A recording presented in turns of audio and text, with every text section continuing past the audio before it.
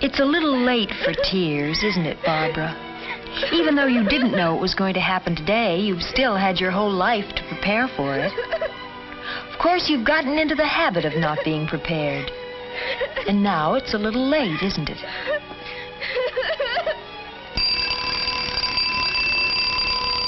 You're a creature of habit, Barbara. We all are. Unfortunately, not all of your habits are good ones. This was how your day started. Started wrong.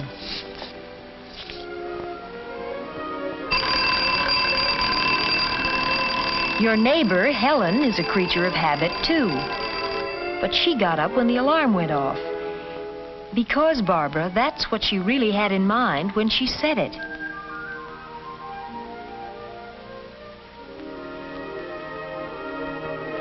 Helen has trained herself to know what she's going to do, in what order, and where the things are to do it with. She really doesn't have to think about it. She already knows what clothes she's going to wear today. As it turned out, it was a special day for Helen, too. But she makes a habit of being ready for special days. She starts by having a place for things and keeping them there.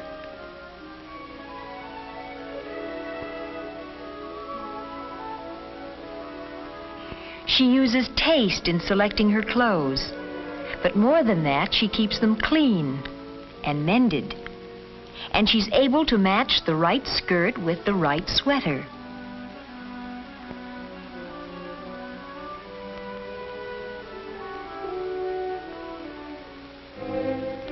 This was going to be a special day for you, but you hadn't gotten very far with your preparations for it. Was your whole family asleep? No, your mother was up. Had been for an hour. Barbara! Barbara, get up. You'll be late for school. Does she have to do this every morning, Barbara? Barbara, do you hear me? If your mother stopped acting like a second alarm clock for even one day, you'd probably think it was a dirty... Pete's sake, I hear you. I'm up.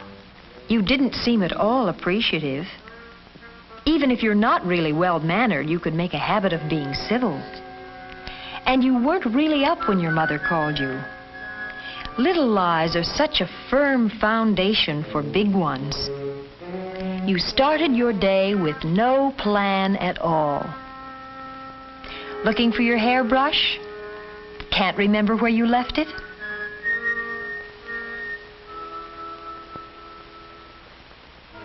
You forgot other important things today.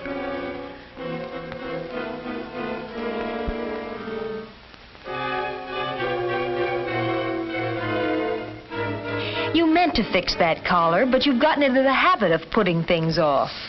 There are so many things you plan to do this coming Saturday or the one after that. Let's see. You found the algebra notebook you lost. The ski pants you meant to put away in the chest. The afghan you started to knit last summer. And, oh yes, the sweater you were looking for.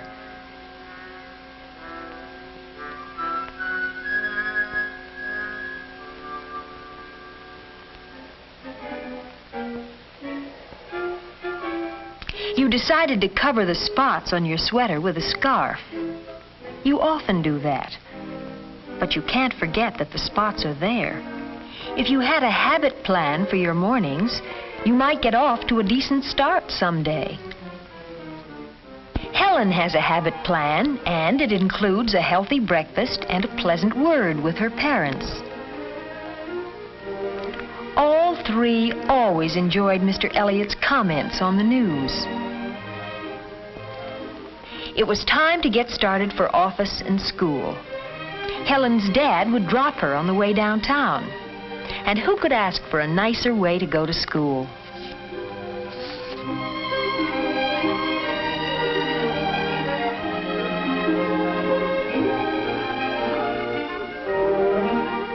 Your brother was ready, but your father couldn't wait for you.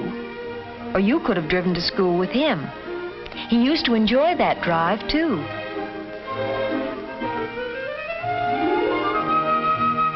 Your eggs were cold this morning, but you had no time to be picky about food or to think about your diet.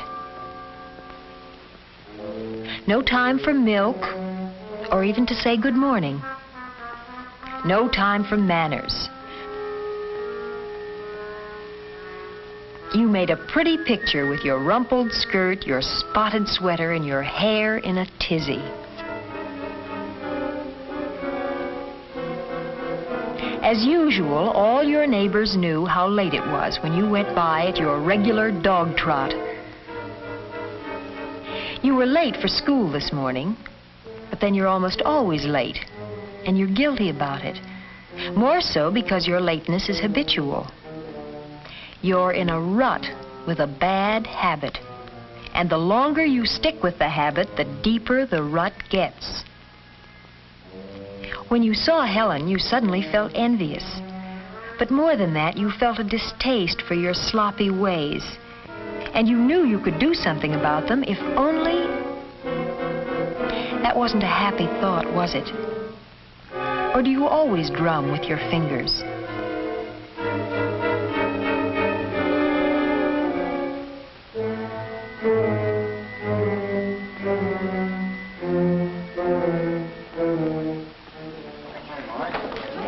You were just chatting away with Helen when it happened, when the day suddenly turned into something special. You've never been friends with Ann Tolliver, and you've always wanted to be. Hi. Hi. Some of the crowd's coming over to my house right after school. Do you think you two could make it? Well, that'd be fun, Ann. I'd love to. Swell. Well, what do you say, Bobby? Sure, thanks. Okay, see you later. Bye. That'll be fun, won't it? Oh, yes. Bye. Each school year sees new groups forming, old ones reforming. Yours is a changing social world, and the opportunities to be part of it must be taken when they arise. You knew this afternoon that you were making a bad impression, and you knew how easy it is not to be invited again, and how quickly you can be left out of the crowd. You were embarrassed by your messy hair and the fingernails you had neglected to clean.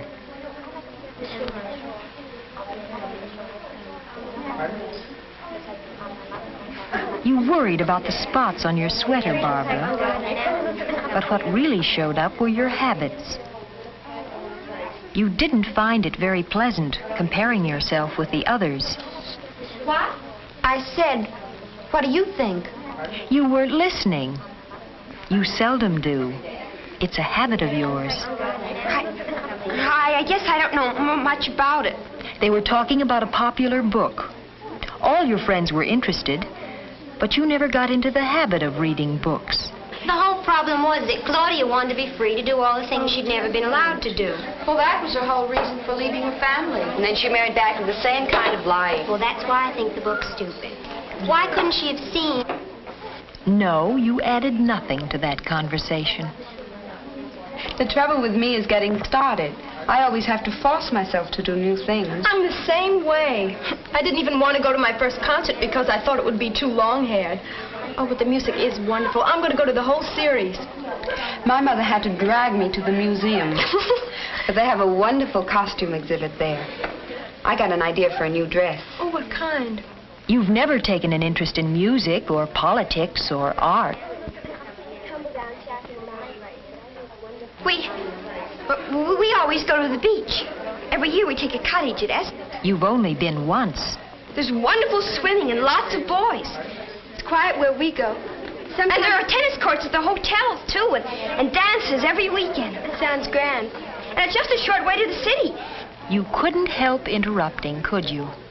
And you couldn't help stretching truth like a rubber band. We all like to talk about ourselves. But a soliloquy isn't a conversation. First, you didn't talk at all, and then you did all the talking. Conversation is a two-way street. But for you, it's either one way or a dead end.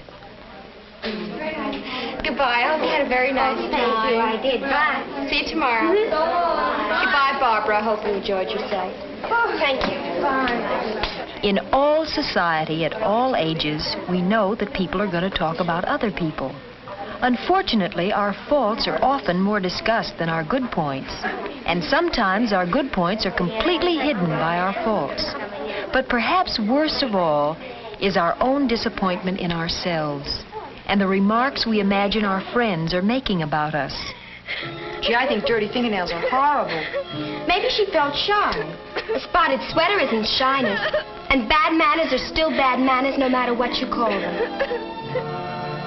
Now, in your own room, the memory of this day stands between you and your whole pattern of behavior. Where will you start? Your complexion? That starts with soap and water and goes on to regular meals and the right kind of food. Your hair? It's more than just a shampoo when you happen to think of it. Your clothes? Not just cleaned when your mother takes them away from you, but a system of cleaning. For all of a pattern, a network of habits. Helen checks her clothes for cleaning when she takes them off. That's a habit of hers. This morning, Helen took her skirt from the front of the closet. Tonight, she hangs it in the back. That's a habit, too. One on the plus side. It gives clothes a chance to hang, rests the fabric. Tonight, Helen makes a plan for tomorrow. A what to wear, what to do, when to do it, design for living. Helen has the habit of being ready for special days.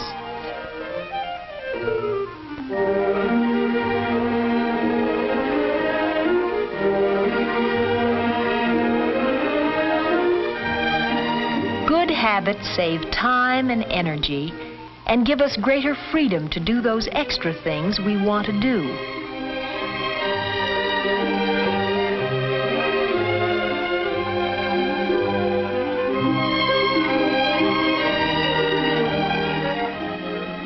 Yes, a good start. But these improvements are not yet habits, not by any means. They must happen again and again until they fit into the fabric of the days without conscious thought. If you try, really try, you can root out the poor, accidental habits and establish in their place the good habits approved by custom, accepted by society.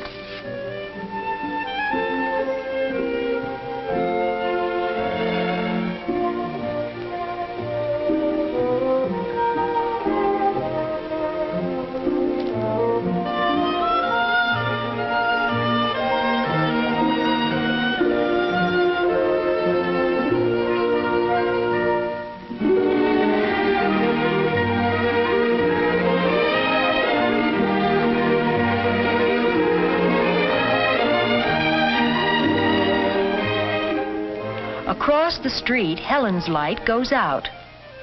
Reasonable hours are part of her pattern. And you, Barbara? Well, you've had a hard day. But staying awake to think about it won't help it any. Go to bed early for a change. Give yourself a good start on a new day.